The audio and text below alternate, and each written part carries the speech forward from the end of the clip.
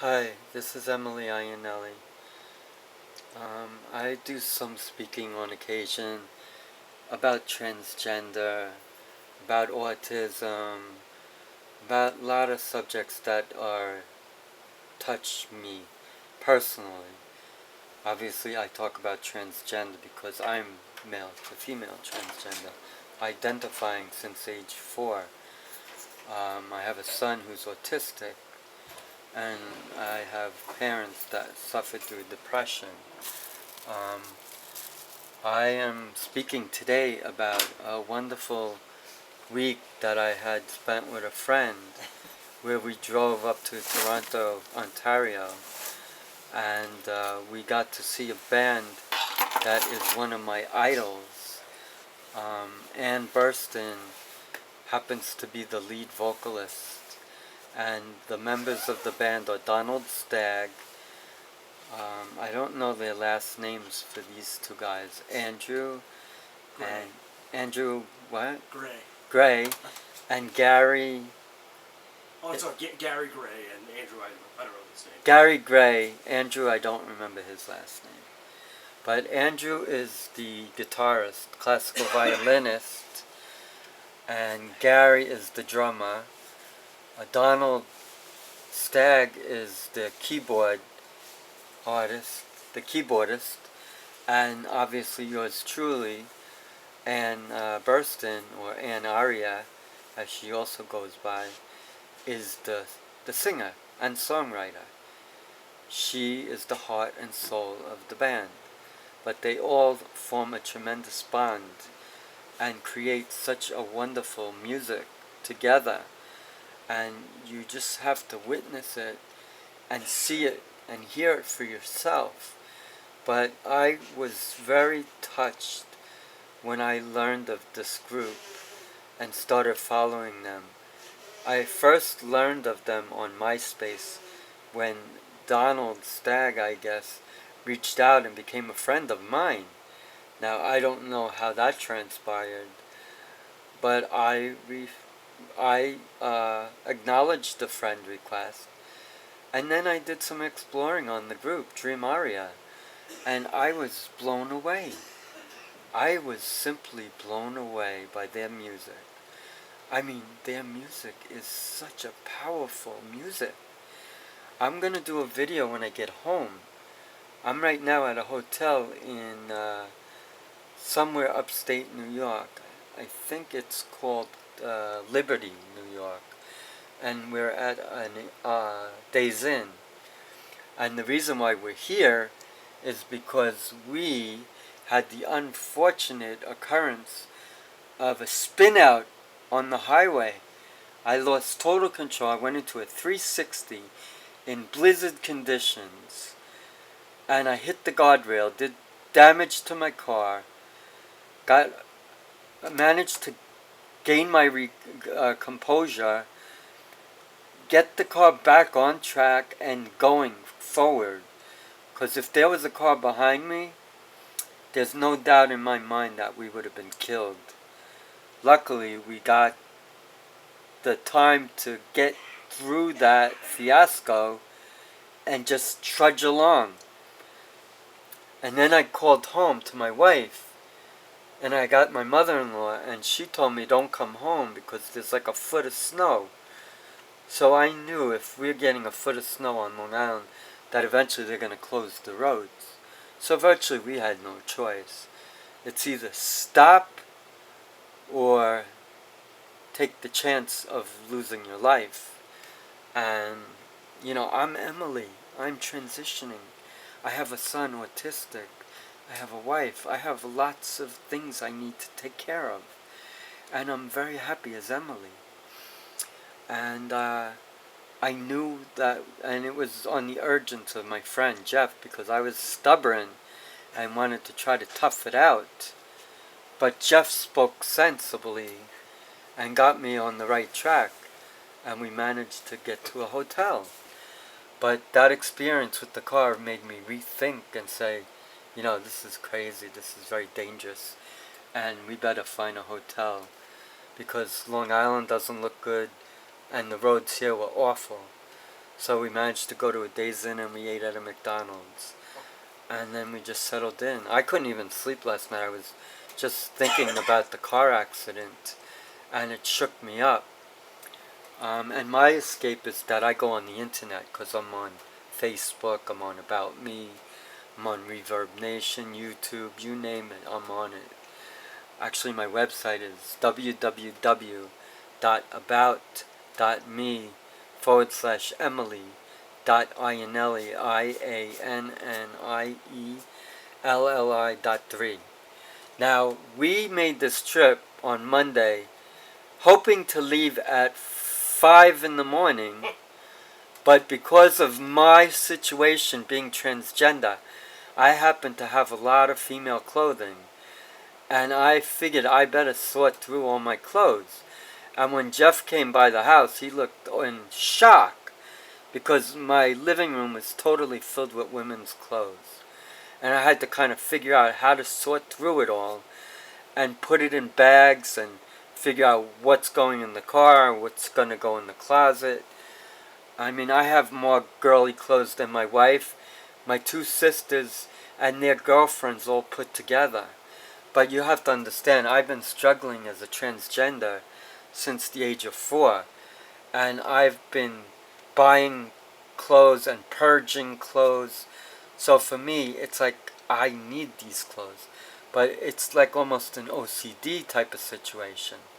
So I'm getting medical help, and I'm really striving to do the best I can. But I also have to transition. And I lost very good friends that I used to think were my friends. But one true friend of mine, Jeff, has been a friend for life, and I want to introduce you to my friend Jeff. Jeff, please come up here. That's the camera. Yeah, this is my friend Jeff. Hi, everybody. We've been college friends for years, and my friend Jeff asked me to accompany me on this trip to Canada, and I am very grateful that he did, because if he didn't accompany me, I wouldn't have had the financial funds to afford the trip. And I promised Jeff I will pay him when I get my disability pay. But Jeff also was concerned about me making the trip alone, and he benefited me and I benefited him, and we both benefited each other when we got to Toronto. And well, the first thing that we experienced in Toronto was the fact that we got pulled over by the border patrol because they looked at me suspiciously, because I guess being transgender, they were questioning it, or they were questioning why I had so many clothes in the car, thinking I might be hiding something. So we got the treatment that we had to take our car, pull it over, and sit in the waiting room while they did a check on us. Oh, it took about 10 minutes. 10 minutes. Not too bad. Not too bad. But it was very disturbing at first, and my friend Jeff was ready to have a heart attack, thinking that we were over that. but it was kind of a little bit unnerving. So but that's once the parking lot. What's that? I guess the next thing was the situation with the parking Oh, lot. yeah. Once we arrived in Toronto. Oh yeah, then At 5 in the morning. we arrived finally in Toronto at what was it, Jeff? It was about 5 in the morning 5 a.m. on Tuesday. Tuesday, which happened to we be were busy hoping at to 5 get in the there morning. at 7 p.m. Right. We didn't get there because my crazy neuroticness with clothes, we didn't leave until what time? My house? Probably about 4 p.m. 4 p.m. and we got there like 13 hours later at 5 a.m. And then we couldn't find parking. We had trouble finding the place, the Bond Hotel. Mm-hmm. We were going around in circles. And finally we got to the Bond Hotel. But we didn't stop there. What we did was we were looking for parking, and Jeff saw municipal parking. And we assumed that was the parking near the hotel. And that was, right, Jeff? It actually was, but the thing is, a lot of these things with underground parking, nothing is self-explanatory. Right. So we parked in the exact right place. Yeah. But what happens is, when you exit, you tend to exit sometimes on a totally different street. Yeah. And this was in what's known as Dundas Square in Toronto, which is like, I guess, a small Times Square in New York. Yes. So that's where the parking garage was. So fine, but when we exited, we ended up on the total opposite side of the square, which is about 3 blocks, I guess. Yeah. So we found ourselves totally turned around, not knowing the streets of Toronto at 5 in the morning, being and carrying exhausted, carrying our luggage and 6 freezing. bags of luggage in freezing cold conditions. Right, we were trying to find somebody on the street to point us in the right direction. And when we finally got there, I just lost it. I started cursing at the staff. I said, "What the fuck is wrong with the parking? WTF. Yeah. WTF, what the F?" But it turned out that the entrance to the garage was actually like a block and a half away from the hotel. Yeah, so it turned out okay. And each day it got a little shorter. Yeah, and then I kept knowing my crazy, nutty craziness. I kept having to apologize every day to these guys after I yelled at them, which I never usually do. So I just felt so guilty that I had to thank them every day and say I am so very sorry.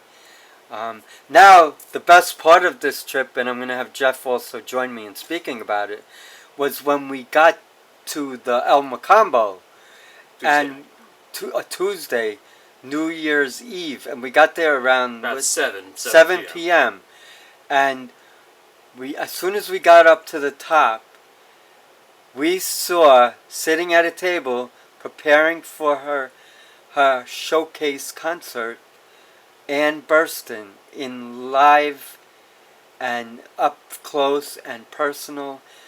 And Jeff, what would you say of Ann Burstyn? Wouldn't you say she's an unbelievable woman? Yeah, well, first of all, she looked just exactly like the pictures that we saw on YouTube and on the internet. So I knew right away who she was. Even I knew, having only seen her picture for a few times. Can you hold this up and put it in front of the camera? Okay, like so. This way? This way, in front this way. Oh, like so. Okay. Now, this is Ann Burstyn, and the name... Oh, it's upside down, sorry. Oh, sorry. Can you fix that for me, my friend? There we go. This is Ann Burstyn's song, album, CD, whatever you say it is. It's called Dream Aria. That's the name of the band. And the name of the album is Transcend. Now, what's unique about that album is that Anne was pregnant when she was making the album, and she didn't even realize it until her 3rd month. Now, my friend Jeff is going to be so kind to read some of the songs on this album, because they're truly incredible. And when you listen to them, you just will be amazed. They blow you away. Jeff, what are some of the songs on it? What are the main songs that you like? The Rhythm of Now? Yeah, Rhythm of Now is song number 1. Right. Labyrinth. Transcend. Serpent Nile. Pandora's Prelude. Pandora's Box. And then the other side is a song called Rebecca. Rebecca, which is a song that she personally told me is a tribute to her daughter, Rebecca. But her daughter's name is not Rebecca. But she used Rebecca as the tribute song to her daughter. A side note there. What other songs, Jeff? Okay, the next one is Tigress. I think that's one of the songs they did in their concert for us. Tigress. All right. Next is The Secret. Next is Compassion. And finally, Flower Duet. If you listen to this CD, I guarantee you'll be fans of theirs for life. This... I'm sorry. I had it upside down again. Mm-hmm. Dream Aria. Transcend. It's an amazing album. You gotta get it. And what's special about this is they autographed each and every one of these CDs, all the members of the band. And then she passed it around to all the members of the band. I thought that was extra special. Now, another album, which is their featured album now, is called Fallen Angel. Where's that Fallen Angel? Right there. Dream Aria, Fallen Angel. And you can see, here is where they signed to Emily. Don Stagg, he's the keyboardist. Andrew, I can't make out his last name, he's the guitarist and classical violinist. Where's Anne? Anne. Anne is here somewhere. Anne Aria. And Gary. And this album is truly amazing also. And then the third album they have, which I'll give a quick peek of, is Dream Aria. Now, when Jeff and I went to see Dream Aria, we were in awe. I mean, I wasn't starstruck because I've already developed. Maybe a little bit. Yeah, I was. I was anyway. Well, my friend Jeff was starstruck. Jeff loves to go to Hollywood and fly on an airplane and go see actresses that he has a crush on. All he wants. But I just needed to get up to Toronto to see this band because they were incredible. And you just don't know what it's like for musicians. Believe it or not, when we spoke to Anne, she's amazing on stage. But when she's before show and doing warm-ups, you know, she's just as nervous as any one of us. She's human just like we are. So we were like quite impressed that even these well-regarded, very talented musicians also struggle with being scared. Stage fright. Yeah. But she was amazing. And the band was so wonderful. And there was a lot of fun stuff happening when we got to El Macambo. You know, we were looking forward to this big show. We got to see the rehearsal, the sound check. We got to talk to all of the musicians. And she was a delight. Don Stagg also. And we got pictures with the musicians. Jeff came in shots with me and the band members. And then it was just the girls, myself and Anne. And it was like truly amazing. It was like a dream come true. And we saw all the dedication, all the hard work that they put into preparing for this concert. And do you know what happened? Jeff, you do explaining of this because it breaks my heart. Oh, with the show itself? Yeah, what happened with that? Well, you know, apparently there was some confusion about the scheduling. One of the issues was that the promoter of the show was visiting his wife in the hospital. She had cancer, has cancer. So apparently there was some communication breakdowns, and I think there were three or four bands total scheduled, including Dream Aria. And the three other bands, aside from Dream Aria, who was there ready to do their commitment and to be the showliner. But then one or two of them canceled outright or thought that the show was canceled, and they actually posted something on their own website and destroyed the whole thing.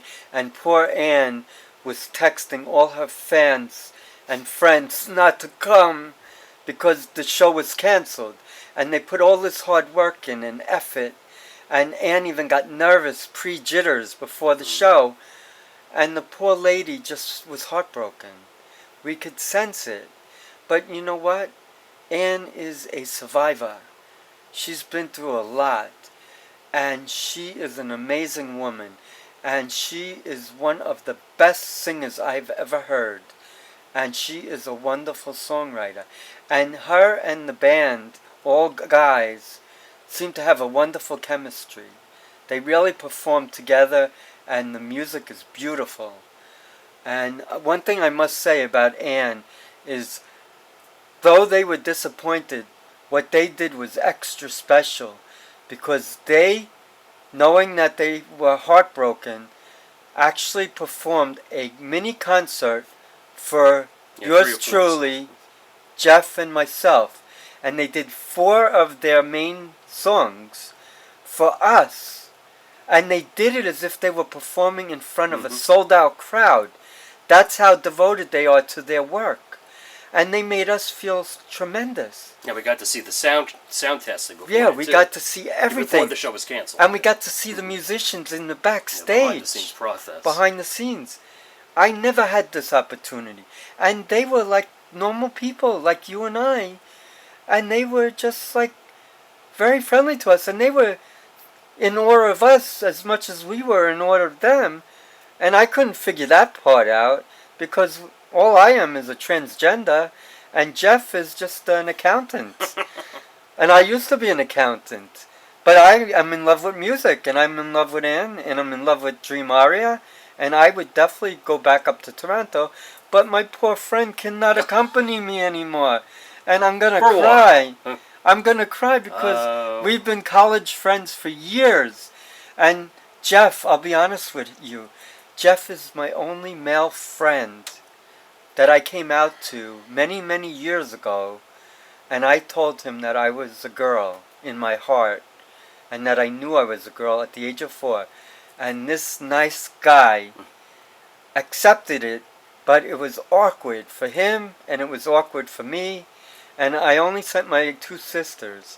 And it was funny, we touched upon it once, and then it was buried. And then I went back to my guy mode. And I never had the chance to be Emily. But things happen. And then I got married to a beautiful woman. I have a son who I love. He's 15. The only sad thing is he's autistic. And he's struggling. Right, Jeff? Mm-hmm. And we're trying desperately to get him in the right school. And currently he's been in 2 hospitals. South Oaks. And now he's at Sagamore. And the problem with Sagamore is the state is threatening to close it down. And if that happens, that is not good news. My son needs the help, and the doctors there are amazing. But the problem is that if they're threatening closing this institution, a lot of the doctors have no choice but to leave because they need to have work. So it sets off a catastrophe. Like a chain reaction of dominoes, where one link falls and then the next link falls, and before you know it, it's all over. And we cannot let that happen. Now, I know I switched around a bit, but the main focus here is that we spent how many days in Toronto? Well, it was 2 full days. 2 full days, and we spent the whole night with Dream Aria, because after they did the private show and they got final word that the show was canceled and they were heartbroken, they had to lug all their band equipment downstairs on dangerous stairs to the car in freezing cold conditions, and they just took it on the chin. You know, that's what the life of a musician is, they said. And, you know, Anne was very disappointed. She was heartbroken, actually, because she was looking forward to being the line act, the headliner, and on New Year's Eve. But they were going to do the New Year's countdown. Yeah, they were going to do... Even if other bands showed up. Yeah, and the problem was, even this El Macambo, which is a very popular nightclub, there seemed to be nobody there, right? Right. There was nobody there. And it was so sad, because... like I'm telling you, Dream Aria was there. They were working. They were doing what they were required to do, and they were doing it with excellence, expertise, patience, confidence, and dedication. And what they got in return was, sorry, but the concert's not happening tonight. They didn't get paid. They came here with their heart and soul to perform to the best of their ability and to put on a real show. And they were so happy that Emily and Jeff came to see them from New York that they felt so bad that they did this private concert for us and took pictures with us.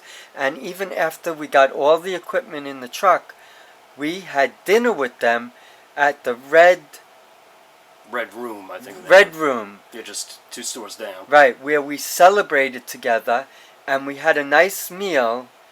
And I was going to treat the band, but my big friend Jeff came to my rescue, and he laid out the money. So I owe Jeff quite a bit of money. and I'm going to have to figure out when I will pay him, but I'm going to pay him before he leaves to Ohio. Guaranteed. Jeff, when are you leaving for Ohio? Right now, it looks like January 21st. Okay. Now, let me tell you the scary stuff. Because, well, first, after Dream Aria, that whole beautiful dream that I still think of as a dream, do you feel it's a dream, or do you, like, say, it's surreal? When you meet somebody that you kind of know through their music. Yeah, it was a treat. Something you definitely don't do every day. And then we got to talk to the musicians about other musicians, hang out with them and hanging talk out, about movies, TV shows. Yeah, it was like everyday stuff. Yeah, and they're just like we are, They're just like us, and they were amazing, They even complimented me on how I hogged 3 banana shakes and had a full meal and had dessert, and I scoffed it all down. And they said, gee, other girls are like so picky with the eating, but I guess I'm not that ordinary girl, even though I am a girl.